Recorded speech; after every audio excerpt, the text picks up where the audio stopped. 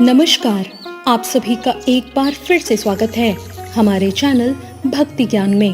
आप सभी को निर्जला एकादशी व्रत की हार्दिक शुभकामनाएं। आइए आज के पावन दिन मिलकर सुनते हैं निर्जला एकादशी व्रत की कथा। एक बार भीमसेन ने व्यास जी से कहा, हे पितामह, भ्राता युधिष्ठिर, माता कुंती, द्रौपदी, अर्जुन, नकुल और सहदेव सभी एकादशी का व्रत करते हैं और वो मुझे भी व्रत करने को कहते हैं। परंतु महाराज, मैं उनसे कहता हूँ कि भाई, मैं भगवान की शक्ति पूजा आदि तो कर सकता हूँ, दान भी दे सकता हूँ, परंतु भोजन के बिना मैं नहीं रह सकता। इस प्रकार व्यास जी ने कहा, हे भीमसेन, यदि तुम नरक को बुरा और स्वर्ग को अच्छा समझते हो तो प्रति मास में आने वाली दोनों एकादशियों को अन्न मत खाया करो। भीम ने कहा, हे पितामह, मैं तो पहले ही कह चुका हूँ कि मैं भूख सहन नहीं कर सकता। यदि वर्ष भर में कोई एक ही व्रत हो तो मैं वो रख सकता हूँ, क्योंकि मेरे पेट में व्रत नामक अग्नि है जो भोजन किए बिना संतुष्ट नहीं होती। भोजन करने से वो शांत रहती है, इसलिए पूरा उपवास तो क्या, एक समय भी बिना भोजन शांत रहना कठिन है। अतः आप मुझे कोई ऐसा व्रत बताइए जो वर्ष में केवल एक ही बार करना पड़े और मुझे स्वर्ग की प्राप्ति हो जाए।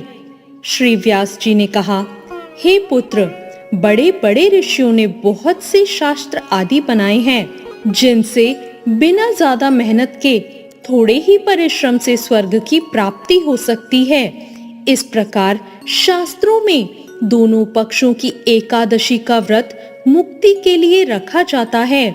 व्यास जी के वचन सुनकर भीमसेन नरक में जाने के नाम से भयभीत हो गए और कांपकर कहने लगे, अब मुझे क्या करना चाहिए? मास में 2 व्रत तो मैं नहीं कर सकता। हाँ, पूरे वर्ष का एक व्रत करने का प्रयत्न मैं अवश्य कर सकता हूँ। ये सुन के व्यास जी ने कहा कि वृषभ और मिथुन की संक्रांति के बीच ज्येष्ठ माह के शुक्ल पक्ष की जो एकादशी आती है उसका नाम निर्जला है। तुम उस एकादशी का व्रत करो। इस एकादशी के व्रत में स्नान और आचमन के सिवा जल वर्जित है। आचमन में 6 मासे से अधिक जल नहीं होना चाहिए, अन्यथा वह मद्यपान के समान हो जाता है। इस दिन भोजन नहीं करना चाहिए, क्योंकि भोजन करने से व्रत नष्ट हो जाता है। यदि एकादशी को सूर्योदय से लेकर द्वादशी के सूर्योदय तक जल ग्रहण ना करो तो सारी एकादशियों के व्रत का फल प्राप्त हो जाता है। द्वादशी को सूर्योदय से पहले उठकर स्नान आदि करके ब्राह्मणों को दान देना चाहिए। इसके बाद भूखे और सपात्र ब्राह्मणों को भोजन कराकर खुद भी भोजन कर लेना चाहिए। इसका फल पूरे एक वर्ष की संपूर्ण एकादशियों के बराबर होता है। व्यास जी ने कहा, हे भीमसेन, ये मुझको स्वयं भगवान ने बताया था। इस एकादशी का पुण्य समस्त तीर्थों और दानों से अधिक है। जो मनुष्य निर्जला एकादशी का व्रत करते हैं उनकी मृत्यु के समय यमदूत आकर नहीं घेरते। भगवान के पार्षद उसे पुष्पक विमान में बिठाकर स्वर्ग ले जाते हैं। अतः संसार में सबसे श्रेष्ठ निर्जला एकादशी का व्रत है, इसलिए यतन के साथ इस व्रत को करना चाहिए। उस दिन ओम नमो भगवते वासुदेवाय मंत्र का उच्चारण करना चाहिए और संभव हो तो गोदान भी अवश्य करना चाहिए। इस प्रकार व्यास जी की आज्ञा अनुसार भीमसेन ने इस व्रत को किया। इसलिए इस एकादशी को भीमसेनी या पांडवी एकादशी भी कहा जाता है। निर्जला एकादशी का व्रत करने से पूर्व भगवान से प्रार्थना करें, हे भगवान, आज मैं निर्जला व्रत करूंगा, दूसरे दिन भोजन करूंगा।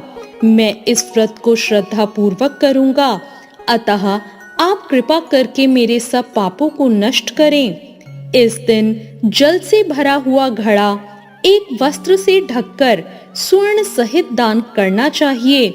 जो मनुष्य इस व्रत को करते हैं उनको करोड़ पल सोने के दान का फल मिलता है, और जो इस दिन यज्ञ आदि कराते हैं उनके फल का तो वर्णन ही नहीं किया जा सकता।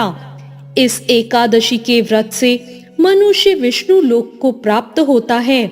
जो मनुष्य इस दिन अन्न खाते हैं वो चंडाल के समान हैं, वे अंत में नरक जाते हैं। हे कुंती पुत्र, जो पुरुष या स्त्री इस व्रत को श्रद्धा पूर्वक करते हैं उन्हें भगवान का प्रथम पूजन करना चाहिए, फिर गौदान और ब्राह्मणों को मिष्ठान और दक्षिणा देना चाहिए।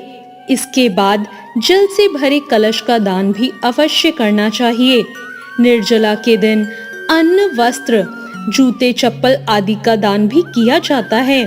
जो मनुष्य भक्ति पूर्वक इस कथा को पढ़ता या सुनता है उनके भी पापों का नाश होता है। तो ये थी आज की कथा। आपको ये कथा कैसी लगी कमेंट करके जरूर बताएं। साथ ही मेरे चैनल भक्ति ज्ञान को सब्सक्राइब करना ना भूलें। धन्यवाद।